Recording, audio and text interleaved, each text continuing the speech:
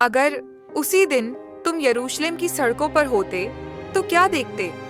आसमान अचानक काला पड़ गया, धरती कांपने लगी, मंदिर का विशाल पर्दा ऊपर से नीचे तक खुद फट गया और मरे हुए लोग फिर से कब्रों से बाहर आने लगे। ये कोई कल्पना नहीं, ये सब सचमुच हुआ था। और इन घटनाओं ने साबित कर दिया कि यीशु मसीह की मृत्यु एक इंसान की मौत नहीं थी, ये पूरे ब्रह्मांड की सबसे बड़ी आत्मिक क्रांति थी। जिस पल यीशु मसीह ने अपनी आत्मा परमेश्वर को सौंप दी, उसी समय कुछ अद्भुत घटनाएं घटी। धरती हिल गई, अंधेरा छा गया और मंदिर के अंदर कुछ बहुत ही अजीब हुआ। लेकिन यह तो बस शुरुआत थी। आज हम जानेंगे वे 7 चौंकाने वाली घटनाएं जो यीशु की मृत्यु के तुरंत बाद हुई। कुछ इतनी हैरान करने वाली थी कि उन्होंने इतिहास ही बदल दिया। तो वीडियो को आखिर तक जरूर देखें। आसमान अंधेरा हो गया, धरती हिलने लगी और परमेश्वर ने कुछ खास संकेत दिखाए। आखिर क्या हुआ था? इन घटनाओं का क्या मतलब है और क्यों आज भी विद्वान इन बातों को समझने की कोशिश कर रहे हैं? तैयार हो जाइए जानने के लिए कि वे 7 घटनाएं कौन सी थीं जिन्होंने साबित किया कि यीशु मसीह की मृत्यु इतिहास का सबसे महत्वपूर्ण पल था और उस दिन के बाद सब कुछ हमेशा के लिए बदल गया। दोपहर के समय जब सूरज तेज रोशनी से चमकना चाहिए था, तब कुछ अजीब हुआ। अचानक रोशनी गायब हो गई और पूरे इलाके में घना अंधेरा छा गया। यह अंधेरा लगभग 3 घंटे तक रहा, दोपहर 12 बजे से लेकर 3 बजे तक। ठीक उसी समय जब यीशु मसीह क्रूस पर दुख झेल रहे थे। मत्ती रचित सुसमाचार इस घटना के बारे में साफ बताता है। दोपहर से लेकर 3 बजे तक पूरे देश में अंधेरा छाया रहा। लेकिन यह अंधेरा आखिर हुआ कैसे? कई लोग इसे सूर्य ग्रहण बताते हैं, लेकिन इसमें एक समस्या है। यहूदी फसह पर्व हमेशा फुल मून के समय आता है और उस समय सूर्य ग्रहण नहीं हो सकता। तो अगर यह कोई कॉमन एस्ट्रोनॉमिकली घटना नहीं थी, तो फिर यह क्या था? इसका जवाब इस घटना के आत्मिक महत्व में छिपा हो सकता है। यहूदी संस्कृति में अंधकार को अक्सर परमेश्वर के न्याय से जोड़ा जाता था। पुराने नियम में भविष्यवक्ता आमोस ने पहले ही ऐसी घटना की भविष्यवाणी की थी। उस दिन परमेश्वर ने कहा, मैं दोपहर के समय सूरज को डूबा और दिन के उजाले में धरती को अंधेरे से ढक दूंगा। यह भविष्यवाणी और यीशु मसीह की मृत्यु के बीच का संबंध बहुत खास है। यह अंधेरा सिर्फ एक संकेत नहीं था, बल्कि यह दिखा रहा था कि पूरी मानवता के पापों का न्याय हो रहा था और उसी समय यीशु मसीह उन पापों को अपने ऊपर ले रहे थे। सोचो, अगर तुम यरूशलेम में उस दिन होते और अचानक सूरज गायब हो जाता, लोग जरूर डर गए होंगे और समझ नहीं पाए होंगे कि क्या हो रहा है। यहूदी तलमुद, जो कि यहूदी धर्म की पुरानी शिक्षाओं का एक बड़ा संग्रह है, में भी इस अजीब अंधकार का जिक्र किया गया है, जिससे पता चलता है कि यह घटना सिर्फ यीशु मसीह के चेलों ने ही नहीं, बल्कि उनके विरोधियों ने भी देखी थी। मरने से ठीक पहले यीशु मसीह जोर से चिल्लाए, हे मेरे परमेश्वर, हे मेरे परमेश्वर, तूने मुझे क्यों छोड़ दिया? यह शब्द भजन संहिता 22 से लिए गए हैं, जो मसीह के दुखों की भविष्यवाणी करता है। परमेश्वर यह दिखा रहे थे कि यीशु मसीह ने पूरी दुनिया के पापों का बोझ अपने ऊपर ले लिया था। 3 घंटे के अंधकार के बाद कुछ और भी अद्भुत हुआ। यरूशलेम के मंदिर में एक चमत्कारी घटना घटी, जिसने वहां के याजकों को चौंका दिया। जैसे ही यीशु मसीह ने अपनी आत्मा समर्पित की, मंदिर के अंदर एक बड़ा बदलाव हुआ। वह पर्दा जो पवित्र स्थान को बाकी मंदिर से अलग करता था, ऊपर से नीचे तक खुद ही फट गया। बिना किसी इंसानी हाथ के यह कोई साधारण पर्दा नहीं था, बल्कि यह बहुत मोटा और मजबूत कपड़े से बना था, जिसकी ऊंचाई लगभग 18 मीटर थी। इस तरह फटने के लिए बहुत बड़ी शक्ति की जरूरत थी, जो किसी भी इंसान के बस की बात नहीं थी। बाइबल इस घटना के बारे में साफ बताती है। उसी समय मंदिर का पर्दा ऊपर से नीचे तक फट गया। यहाँ ऊपर से नीचे तक फटने की बात बहुत जरूरी है। अगर यह नीचे से ऊपर फटा होता तो लोग कह सकते थे कि किसी इंसान ने इससे फाड़ा है, लेकिन क्योंकि यह ऊपर से नीचे तक फटा, यह साफ दिखाता है कि यह परमेश्वर का काम था। इसका मतलब क्या है? पुराने नियम में मंदिर वह जगह थी जहां परमेश्वर अपने लोगों के बीच रहता था। मंदिर के बीच में एक खास जगह थी जिसे पवित्र स्थानों का पवित्र स्थान कहा जाता था। वहां परमेश्वर की वाचा की संदूक रखी होती थी। यह जगह इतनी पवित्र थी कि वहां सिर्फ महाया ही जा सकता था, और वह भी साल में सिर्फ एक बार प्रायश्चित दिवस पर जब वह लोगों के पापों के लिए बलिदान चढ़ाता था, मंदिर का पर्दा इंसानों और परमेश्वर के बीच की दूरी को दिखाता था, क्योंकि पाप के कारण लोग सीधे परमेश्वर के पास नहीं जा सकते थे। लेकिन जिस क्षण यीशु मसीह मरे, यह दूरी खत्म हो गई। मंदिर का फटा हुआ पर्दा यह दिखाता है कि अब यीशु मसीह के बलिदान के कारण हर कोई सीधे परमेश्वर के पास आ सकता है। अब लोगों के लिए किसी महायाजक की जरूरत नहीं थी जो परमेश्वर से उनके लिए विनती करे, क्योंकि यीशु मसीह खुद सच्चे और हमेशा के लिए महायाजक बन गए। इब्रानियों की किताब में लिखा है, इसलिए भाइयों, हमें अब निडर होकर परमेश्वर के पवित्र स्थान में जाने का अधिकार मिला है, यीशु मसीह के लहू के द्वारा, एक नए और जीवित मार्ग से जो उसने हमारे लिए पर्दे यानी अपने शरीर के द्वारा खोल दिया। इसका मतलब है कि अब हम सीधे यीशु मसीह के द्वारा परमेश्वर के पास आ सकते हैं। कल्पना करो कि उस समय मंदिर में याजकों पर क्या असर हुआ होगा। वे हमेशा से यह मानते थे कि यह पर्दा ही परमेश्वर और इंसानों के बीच की दीवार है, लेकिन अचानक उनकी आंखों के सामने यह पर्दा फट गया। बलिदानों और रीति रिवाजों पर आधारित व्यवस्था अब खत्म हो रही थी, क्योंकि सबसे महान बलिदान दिया जा चुका था। यह कोई संयोग नहीं था, यह एक शक्तिशाली संकेत था कि कुछ बहुत बड़ा हो रहा था। परमेश्वर खुद बता रहे थे कि अब हर कोई सीधे उनके पास आ सकता है, लेकिन यही अकेला चमत्कारी संकेत नहीं था। जैसे ही पर्दा फटा, धरती जोर से हिलने लगी। जब यीशु मसीह ने अपनी आखिरी सांस ली, उसी समय एक भयानक भूकंप आया। बाइबल में लिखा है, धरती हिल गई और चट्टानें टूट गईं। यह सिर्फ एक साधारण भूकंप नहीं था, बल्कि एक दिव्य संकेत था जिसने सबको डरा दिया। यरूशलेम में पहले भी हल्के झटके महसूस किए गए थे, लेकिन यह भूकंप अलग था। यह ठीक उसी समय आया जब यीशु मसीह की मृत्यु हुई। यह इतना शक्तिशाली था कि चट्टानें फट गईं, शहर के कुछ हिस्से नष्ट हो गए और एक चौंकाने वाली घटना घटी, कब्रें खुल गई। इस भूकंप का असर बहुत जोरदार था, यहाँ तक कि रोमी सैनिक जो युद्ध की क्रूरता के आदी थे, इस अद्भुत घटना को देखकर डर गए। पुराने नियम में भूकंप परमेश्वर की उपस्थिति और न्याय का संकेत माना जाता था। जब परमेश्वर ने मूसा को साइनी पर्वत पर व्यवस्था दी, तो पूरा पहाड़ जोर से कांप उठा।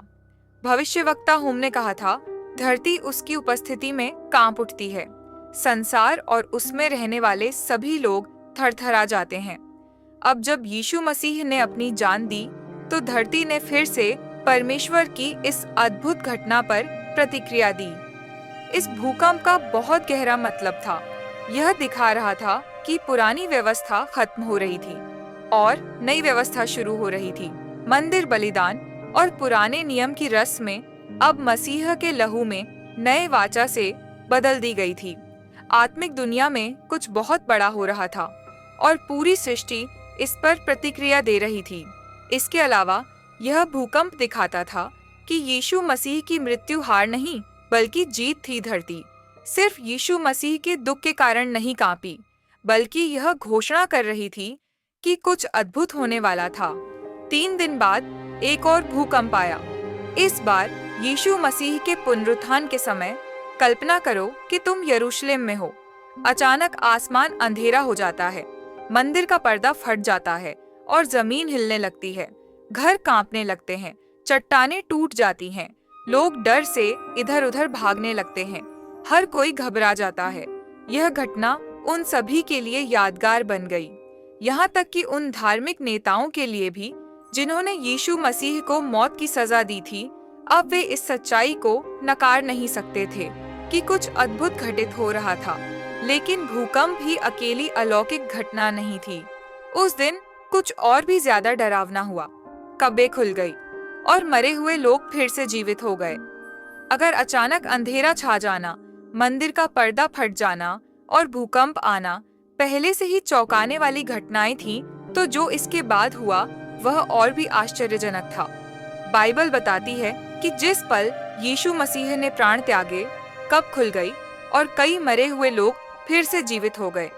मत्ती रचित सुसमाचार में लिखा है, कब्रें खुल गई और कई पवित्र लोगों के शरीर जो मर चुके थे जीवित हो उठे। वे यीशु मसीह के पुनरुत्थान के बाद कब्रों से बाहर आए और पवित्र नगर यरूशलेम में जाकर बहुत से लोगों को दिखाई दिए। यह घटना उस दिन की सबसे रहस्यमय घटनाओं में से एक थी। यह लोग कौन थे जो मरने के बाद फिर से जीवित हो गए? यह कैसे हुआ और इस अद्भुत चमत्कार का क्या मतलब था? सबसे पहले हमें समझना होगा कि यह लोग सिर्फ मरे हुए लोग नहीं थे, बल्कि पवित्र लोग थे, यानी वे लोग जिन्होंने परमेश्वर के सामने विश्वास योग्य जीवन जिया था। उनकी कब्रों का खुलना यह दिखाता है कि कुछ बहुत बड़ा हो रहा था।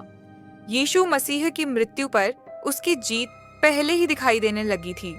यहाँ तक कि उसके पुनरुत्थान से पहले इन लोगों का जीवित होना मसीह की शक्ति का स्पष्ट संकेत था।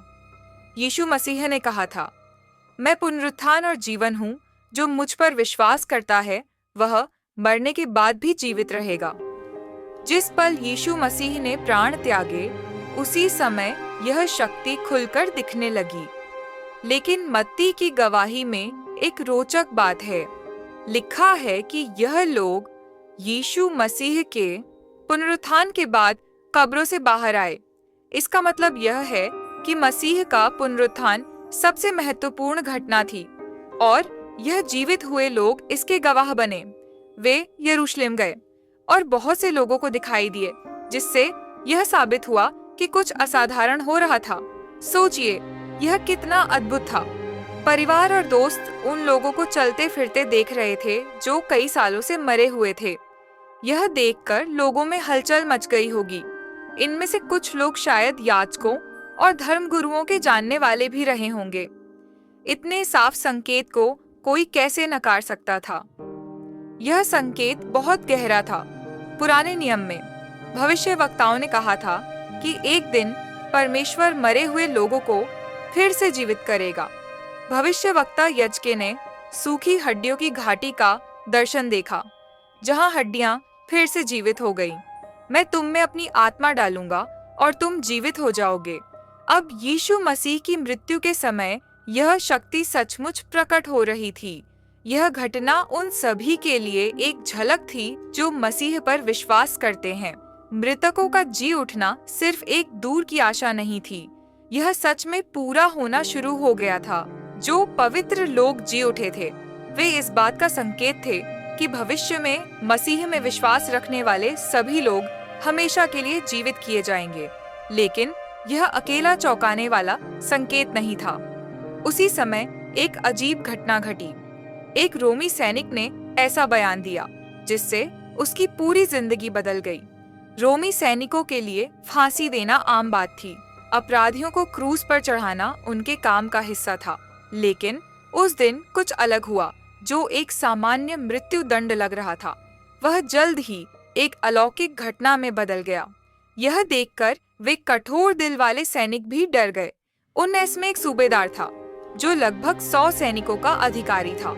उसने पूरी प्रोसेस देखी थी, यीशु मसीह को दोषी ठहराने से लेकर क्रूज पर चढ़ाने तक। शायद उसने यीशु मसीह को कोड़े खाते, अपमानित होते और कांटों का मुकुट पहनते देखा था। हो सकता है कि उसने ही यीशु मसीह के हाथों और पैरों में कील ठोकने का आदेश दिया हो। लेकिन समय के साथ कुछ बदलने लगा। उस सूबेदार ने उस दिन होने वाली सारी अलौकिक घटनाएं देखी। उसने आसमान को अचानक अंधेरा होते देखा। उसने धरती को जोर से हिलते महसूस किया। उसने चारों ओर के लोगों को डर और घबराहट में देखा और उसने यीशु मसीह के अंतिम शब्द सुने। अन्य दोषी लोग मरते समय गालियां देते या दया की भीख मांगते थे, लेकिन यीशु मसीह ने बहुत सम्मान और अधिकार के साथ अपना प्राण त्याग दिया। उन्होंने कहा, पूरा हुआ। यही वह क्षण था जब उस सैनिक के दिल में कुछ बदलने लगा। मत्ती रचित सुसमाचार में लिखा है कि जब सूबेदार और उसके साथ यीशु मसीह की रखवाली करने वाले सैनिकों ने भूकंप और बाकी सब कुछ देखा, तो वे बहुत डर गए और बोले, निश्चय ही यह परमेश्वर का पुत्र था। यह बात चौंकाने वाली थी। एक रोमी सैनिक जो दुनिया के सबसे शक्तिशाली साम्राज्य की सेवा कर रहा था और शायद मूर्ति पूजक देवताओं को मानता था, अचानक समझ गया कि यीशु मसीह सिर्फ एक साधारण मनुष्य नहीं थे। उसने यह नहीं कहा कि यीशु मसीह केवल एक नबी या गुरु थे, बल्कि उसने उन्हें परमेश्वर का पुत्र घोषित किया। यह पल बहुत महत्वपूर्ण था। अब तक सैनिकों ने यीशु मसीह का मजाक उड़ाया था। उन्होंने उन्हें लाल चोगा पहनाया, कांटों का मुकुट सिर पर रखा और उन्हें झूठा राजा कहकर हंसी उड़ाई। लेकिन अब जब उन्होंने सब कुछ अपनी आंखों से देखा तो उनके दिल बदल गए। सूबेदार की यह बात हमें एक बड़ी सच्चाई दिखाती है। यहाँ तक कि जो लोग यीशु मसीह को क्रूस पर चढ़ाने में शामिल थे, वे भी क्षमा और उद्धार पा सकते थे। कुछ ही समय पहले यीशु मसीह ने प्रार्थना की थी, पिता इन्हें क्षमा कर, क्योंकि यह नहीं जानते कि यह क्या कर रहे हैं। लूका 23:33। यह प्रार्थना तुरंत इस सैनिक के जीवन में पूरी हुई। कल्पना करो उस दृश्य को। एक रोमी सूबेदार जो लड़ाई और मौत की सजा का आदी था, अब क्रूस की ओर डर और सम्मान से देख रहा था। उसका कठोर दिल पिघल गया। उसने अपनी आंखों से देखा कि यीशु मसीह कोई साधारण अपराधी नहीं थे। वे वही थे जो उन्होंने कहा था। लेकिन यह घटना सिर्फ सैनिकों तक सीमित नहीं थी। यीशु मसीह की मौत का असर वहां मौजूद भीड़ पर भी हुआ। जो लोग उनका मजाक उड़ा रहे थे, वे अब समझने लगे कि कुछ असाधारण हुआ है। उस सुबह यरूशलेम उत्सव मना रहा था। दूर दूर से आए लोग फसह का त्योहार मनाने शहर में इकट्ठा हुए थे। लेकिन इसके बीच एक और घटना हो रही थी। यीशु मसीह को क्रूस पर चढ़ाया जा रहा था। बहुत सारे लोग यह देखने के लिए इकट्ठा हुए, कुछ जिज्ञासा से आए, कुछ मजाक उड़ाने के लिए, और एक छोटा समूह जैसे यीशु मसीह के चेले और उनकी माँ मरियम दुखी होकर यह सब देख रहे थे। जब यीशु मसीह क्रूस पर लटके थे तो भीड़ उनका मजाक उड़ा रही थी। लोग चिल्ला रहे थे, अगर तुम परमेश्वर के पुत्र हो तो क्रूस से नीचे उतर कर दिखाओ। धार्मिक अगुवे जो यीशु मसीह को सजा दिलवाने में सफल हो चुके थे, हंसते हुए बोले, इसने औरों को बचाया लेकिन खुद को नहीं बचा सकता। उनको लग रहा था कि जो आदमी मसीहा होने का दावा करता था वह अब हार चुका है। लेकिन जब चमत्कारी घटनाएं होने लगी तो लोगों का मजाक डर में बदल गया। पहले दोपहर के समय अचानक अंधेरा छा गया। फिर एक जबरदस्त भूकंप आया जिससे पूरी नगरी हिल गई। मंदिर पर असर पड़ा, पर्दे फट गए, यहाँ तक कि कब्र भी खुल गई। पूरा माहौल डरावना हो गया। लूका ने बताया कि जब यीशु मसीह की मृत्यु हुई तो भीड़ की प्रतिक्रिया कैसी थी। जब वहां इकट्ठी हुई भीड़ ने यह सब घटनाएं देखी तो उन्होंने अपना सीना पीटा और लौट गए। सीना पीटना गहरे दुख और पछतावे का संकेत था। जो लोग कुछ घंटे पहले उसे क्रूस पर चढ़ाओ चिल्ला रहे थे, अब डर के मारे भाग रहे थे। उन्हें एहसास हो गया कि जो हुआ वह उनकी सोच से कहीं बड़ा था। उन्हें पछतावा होने लगा, लेकिन कई लोगों के लिए बहुत देर हो चुकी थी। जिन्होंने यीशु मसीह को ठुकरा दिया था, अब समझ गए कि वह कोई साधारण उपदेशक नहीं, बल्कि परमेश्वर का पुत्र था। उन्होंने अपनी आंखों से अद्भुत चिन्ह देखे, लेकिन अब सवाल था, क्या वे इस सच्चाई को स्वीकार करेंगे? यह दृश्य बहुत भारी था। सड़क लोगों से भरी थी। कुछ लोग दौड़ रहे थे, कुछ रो रहे थे और कुछ यह समझने की कोशिश कर रहे थे कि उन्होंने अभी अभी क्या देखा। कुछ धार्मिक नेताओं ने हालात संभालने की कोशिश की, लेकिन उनके मन में डर था। क्या उन्होंने यीशु मसीह को सजा देकर गलती कर दी थी? यीशु मसीह की मृत्यु से उन्हें शांति नहीं मिली, बल्कि उनका मन गिल्ट और बेचैनी से भर गया। यह पल बहुत महत्वपूर्ण था। कुछ लोगों के लिए यह सच्चे पश्चाताप की शुरुआत थी, जिससे वे बाद में मसीह में विश्वास लाए। पेंटेस्ट के दिन पतरस ने इसी भीड़ के सामने प्रचार किया और 3000 लोगों ने यीशु मसीह को स्वीकार कर लिया। लेकिन कुछ लोगों के लिए यह एक खोया हुआ अवसर था। इतने सारे चिन्ह देखने के बाद भी उन्होंने अपने दिल कठोर कर लिया। पर उन धार्मिक नेताओं और लोगों का क्या हुआ जिन्होंने इन चिन्हों को अनदेखा किया? उस दिन उनके फैसलों ने इतिहास की दिशा कैसे बदली? इतने अद्भुत घटनाओं के बावजूद हर कोई यह स्वीकार नहीं करना चाहता था कि वास्तव में क्या हुआ था। कुछ धार्मिक नेता, सैनिक और भीड़ के लोग अपने हृदय कठोर कर चुके थे। उन्होंने अंधेरा होते देखा, भूकंप महसूस किया, मरे हुए लोगों के फिर से जीवित होने की खबर सुनी और यह भी जाना कि मंदिर का पर्दा फट गया था। फिर भी उन्होंने इन चिन्हों को नजरअंदाज कर दिया। धार्मिक नेता जिन्होंने यीशु मसीह की मृत्यु की योजना बनाई थी, अब परेशान थे। मंदिर, जो उनकी धार्मिक शक्ति का सबसे बड़ा चिन्ह था, भूकंप से हिल गया था। इसके अलावा फटा हुआ पर्दा साफ दिखा रहा था कि कुछ हमेशा के लिए बदल चुका है।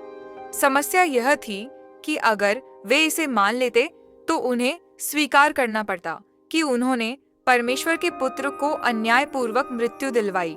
इसलिए अपनी शक्ति और इज्जत बचाने के लिए उन्होंने एक और रास्ता चुना। सच्चाई को छिपाना। सूली पर चढ़ाए जाने के कुछ समय बाद जब पहरेदार ने यीशु मसीह के जी उठने की खबर दी, तो महायाजकों ने सैनिकों को रिश्वत दी ताकि वे झूठ फैलाए कि यीशु मसीह का शरीर चोरी कर लिया गया था। यह दिखाता है कि वे सच्चाई को मानने के लिए कितने अड़े हुए थे। इतनी सारी गवाही होने के बाद भी उन्होंने सच को स्वीकार नहीं किया। लेकिन यीशु मसीह को ना मानने के परिणाम हुए। कुछ दशकों बाद 70 ईस्वी में रोमी सेना ने यरूशलेम को नष्ट कर दिया। यहूदी उपासना का केंद्र मंदिर जला दिया गया और फिर कभी नहीं बना। यह दुखद घटना यीशु मसीह के शब्दों की भविष्यवाणी की पुष्टि थी। यहाँ एक पत्थर पर दूसरा नहीं रहेगा, सब गिरा दिए जाएंगे। जो धार्मिक व्यवस्था मसीहा को ठुकरा चुकी थी, वह दुखद अंत को पहुंची। जो सैनिक यीशु मसीह की मृत्यु में शामिल थे, उनके जीवन का अंत भी अलग अलग तरीके से हुआ। कुछ जैसे कि सूबेदार ने यीशु मसीह को परमेश्वर का पुत्र माना और शायद उनका जीवन बदल गया। लेकिन कुछ के दिल कठोर ही रहे और वे यह नहीं समझ सके कि उन्होंने इतिहास की सबसे महत्वपूर्ण घटना में भाग लिया था। और भीड़ का क्या हुआ? कुछ लोगों ने सच्चे मन से पश्चाताप किया और बाद में मसीह के अनुयायी बन गए। लेकिन कुछ लोग अपने पुराने जीवन में लौट गए और उन्होंने जो देखा था उसे भूलने का फैसला किया। इतिहास बताता है कि चमत्कार और अद्भुत घटनाएं चाहे कितनी भी बड़ी क्यों सो ना हो, किसी कठोर हृदय को नहीं बदल सकती। केवल दिल का सच्चा बदलाव ही किसी व्यक्ति को यीशु मसीह को उद्धारकर्ता के रूप में पहचानने में मदद कर सकता है। उस दोपहर जो हुआ वह पूरी मानवता के लिए एक चेतावनी थी। परमेश्वर ने साफ दिखा दिया कि यीशु मसीह की मृत्यु कोई साधारण घटना नहीं थी, बल्कि यह पूरी दुनिया के लिए एक महत्वपूर्ण आत्मिक घटना थी।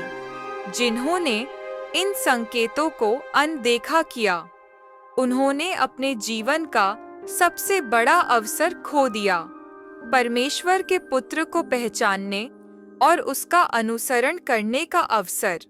अब आखिरी सवाल यह है, आज हमारे लिए इन घटनाओं का क्या मतलब है? जो लोग सत्य को पहचाने और जो लोग उसे ठुकरा दिए, उनसे हम क्या सीख सकते हैं? अगर इस वीडियो ने आपको सोचने पर मजबूर किया, तो इसे दूसरों के साथ शेयर करें और अपनी राय कमेंट में ज़रूर बताएं। अगर आप उस दिन वहां होते तो आपकी क्या प्रतिक्रिया होती? देखने के लिए धन्यवाद। परमेश्वर आपको आशीष दे। अगर इस वीडियो ने आपको सोचने पर मजबूर किया, तो इसे दूसरों के साथ शेयर करें और अपनी राय कमेंट में ज़रूर बताएं। अगर आप उस दिन वहां होते तो आपकी क्या प्रतिक्रिया होती? देखने के लिए धन्यवाद। परमेश्वर आपको आशीष दे। और अब ध्यान दीजिए, अगर आप चाहते हैं कि और भी ऐसी गहरी, सच्ची और आत्मा को छू लेने वाली बाइबल आधारित कहानियाँ आपके जीवन को छुएं, तो अभी हमारे चैनल फादर जीसस को सब्सक्राइब करें। वीडियो को अपने दोस्तों और परिवार के साथ ज़रूर शेयर करें, क्योंकि हो सकता है किसी एक जीवन में यह सच्चाई बदलाव ले आए। परमेश्वर आपका मार्गदर्शन करें और आपके जीवन में अपनी शांति और प्रेम उंडेले। जय मसीह।